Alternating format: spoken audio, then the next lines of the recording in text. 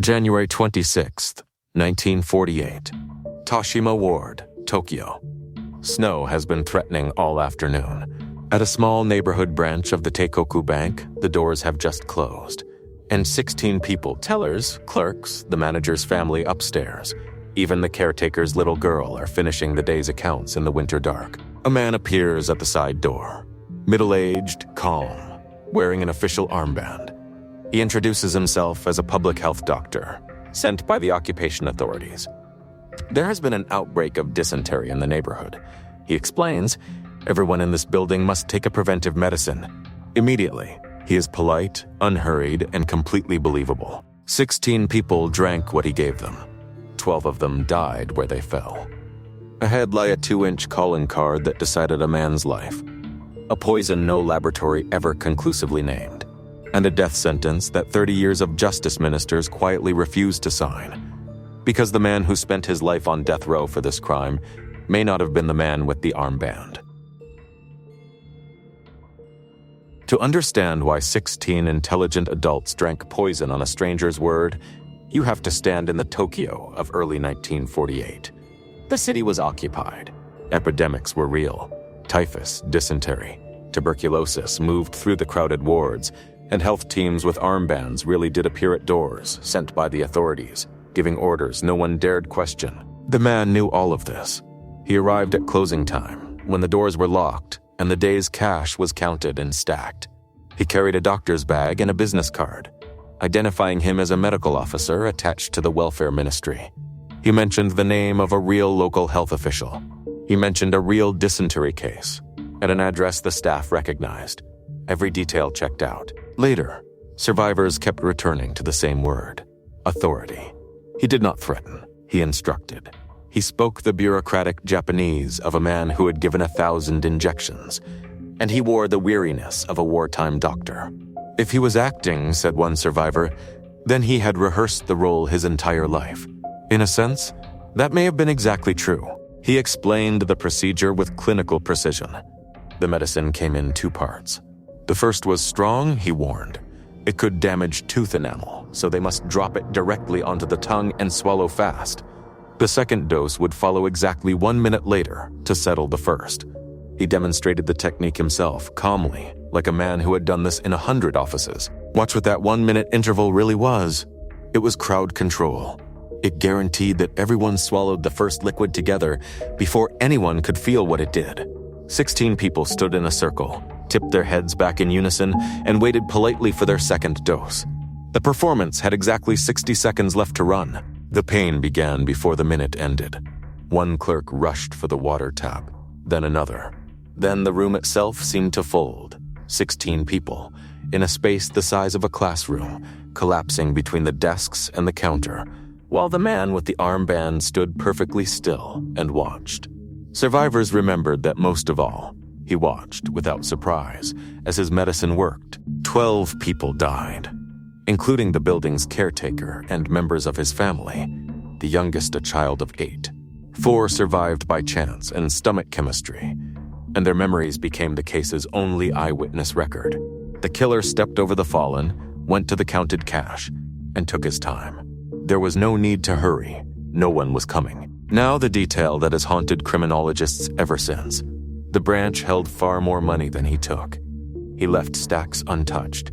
His total haul was about 164,000 yen in cash, plus a single check which he coolly walked into another bank and cashed the very next morning, in person, in front of tellers. 12 lives for the price of a small house. Everything about it was wrong for a robbery. The tiny take, the insane risk of cashing the check, the theatrical murder method, when a knife or a gun would have been simpler. Detectives stood in that bank and understood they were not looking at a robbery that turned deadly. They were looking at a killing that wore a robbery as a disguise or a demonstration by someone proving what he could do. Within days, detectives discovered the most chilling fact of all. January 26th had not been the first performance. It had been the third. Twice before. Once in the autumn. Once just 1 week earlier. A polite health official had walked into other Tokyo banks with the same script, the same 2-part medicine, the same armband. In those rehearsals, the medicine had been harmless. The rehearsals had a priceless flaw. At one bank, the visitor had left behind an actual business card, a real one belonging to a real physician, Dr. Shigeru Matsui, a public health official. Police found Dr. Matsui alive, bewildered, and with an alibi carved in stone. He was innocent, but his card had been in the killer's hand, and Dr. Matsui kept meticulous records of his cards. In post-war Japan, businessmen exchanged cards with ceremony, one for one, and Dr. Matsui could reconstruct nearly every exchange. He had printed a batch of 100. Investigators hunted down the recipients one by one across the whole country. Each card a thread, each thread a human being who had once stood face to face with the doctor and traded names. It became one of the great manhunts of the century, not for a face, but for a 2-inch piece of paper. Detectives crossed Japan by train and on foot, checking each holder against the survivor's descriptions and the crime dates, crossing names off one by one. By late summer, the 100 threads had narrowed to a handful.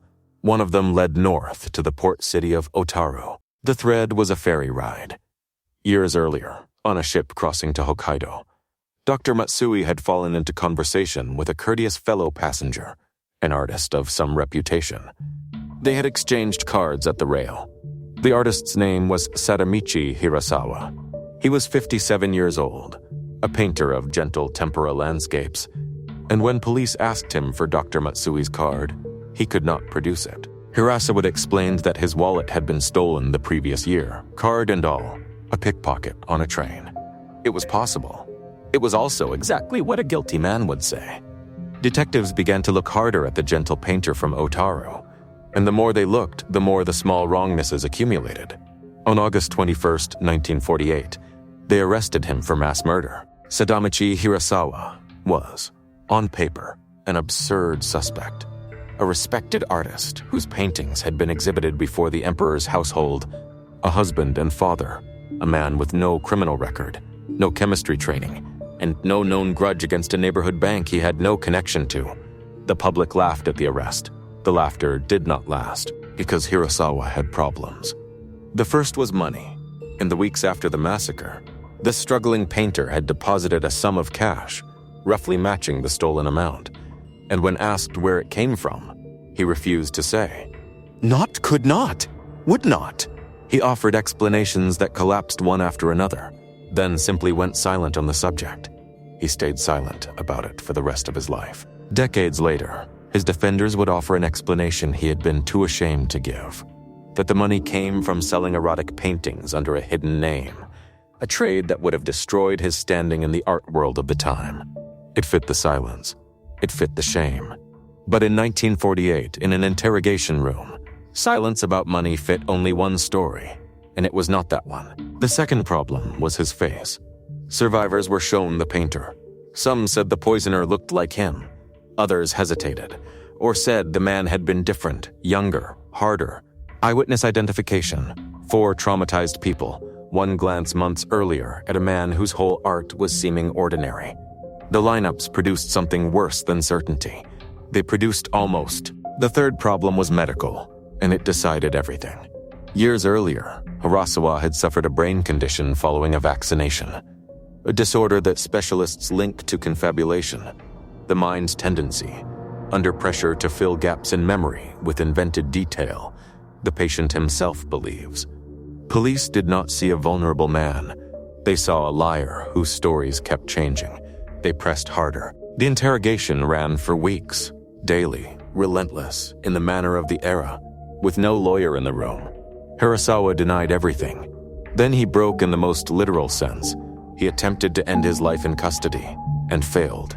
And in September, exhausted, the gentle painter from Otaru gave the detectives what they had been waiting for. He confessed to the Teigin massacre, in detail. The confession was long, vivid, and specific. It was also, in the places where it could be tested, strangely wrong. It misdescribed details of the bank. It wobbled on the poison. It read, said later analysts, like a man assembling a crime from newspaper fragments and interrogators' hints, which is precisely what confabulation produces under pressure. At trial, Hirasawa stood up and took it all back. Too late. In the courtroom of 1950, a signed confession was the queen of evidence. and everything else arranged itself around it. The unexplained money became the stolen money. The lost calling card became the murder weapons ticket. The hesitant witnesses became certain. The court sentenced Sadamichi Hirasawa to death. The Supreme Court confirmed it in 1955. And yet, look at what the case never contained.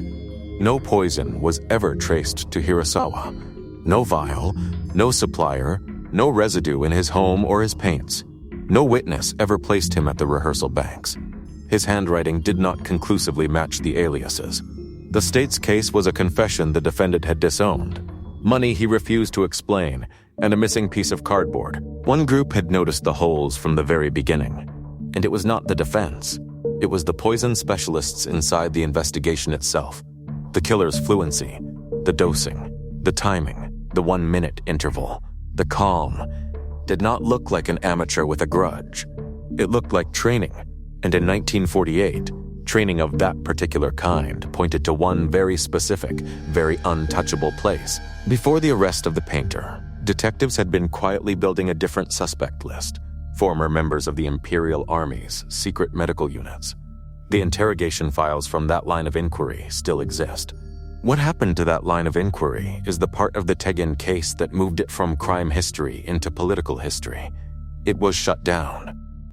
During the war, the Imperial Army ran a covert network of medical units, the most infamous known by its number, 731, that conducted human experimentation and chemical and biological warfare research in occupied China.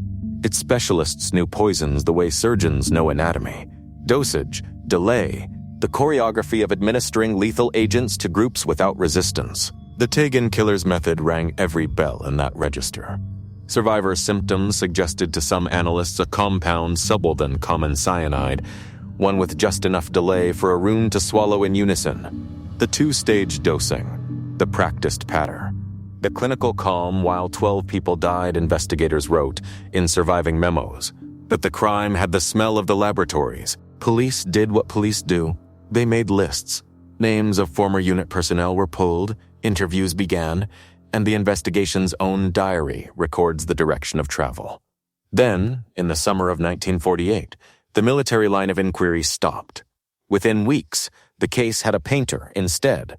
The timing has fed 70 years of argument because of what was happening in the same building of history next door. The occupation had made a deal with the devil it publicly denied. American authorities, racing the Soviets for biological warfare data, had quietly granted key men of the medical units immunity in exchange for their research.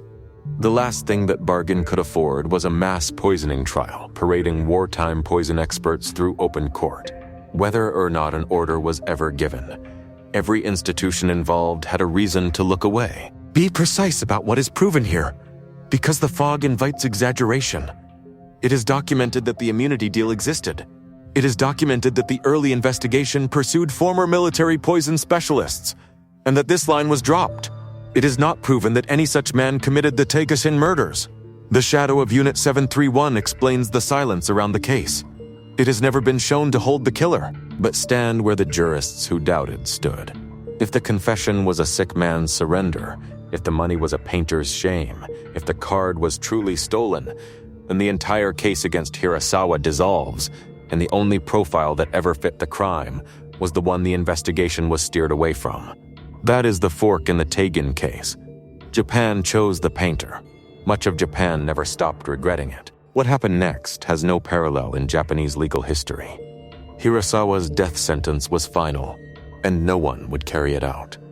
Under Japanese law, an execution requires the justice minister's signature. Minister after minister, government after government, for more than 30 years, quietly declined to sign. Not one of them said the word aloud, but the files said it for them. Doubt. So the painter lived in the space between verdict and doubt, a condemned man whom the state convicted but did not quite believe. He painted in his cell hundreds of canvases, gentle landscapes with no people in them. He filed appeal after appeal for a retrial. 18 times the court said no. Supporters aged and died and were replaced by their children. The world outside rebuilt, boomed, and forgot. He never wavered again after the trial. Visitors across 4 decades heard the same sentences from an ever older man, The confession was false. The money was his shame and not his crime, and he would outlive the lie. The last part became a kind of quiet war between Sadamichi Hirasawa and time itself, the only opponent he had left. He nearly won it. Sadamichi Hirasawa died in a prison medical facility on May 10, 1987 of natural causes at the age of 95 in his 40th year of imprisonment. He was, at his death, one of the longest-held condemned prisoners on Earth. In a sentence no hand had been willing to execute. His adopted son inherited the retrial fight and carried it for another quarter-century, to his own grave. The Teigin case itself died in stages. The real killer, if he was someone else, was never publicly identified. The poison was never conclusively named. The courts never granted the retrial that might have settled it, and with Hirasawa's death, the law considers the matter closed.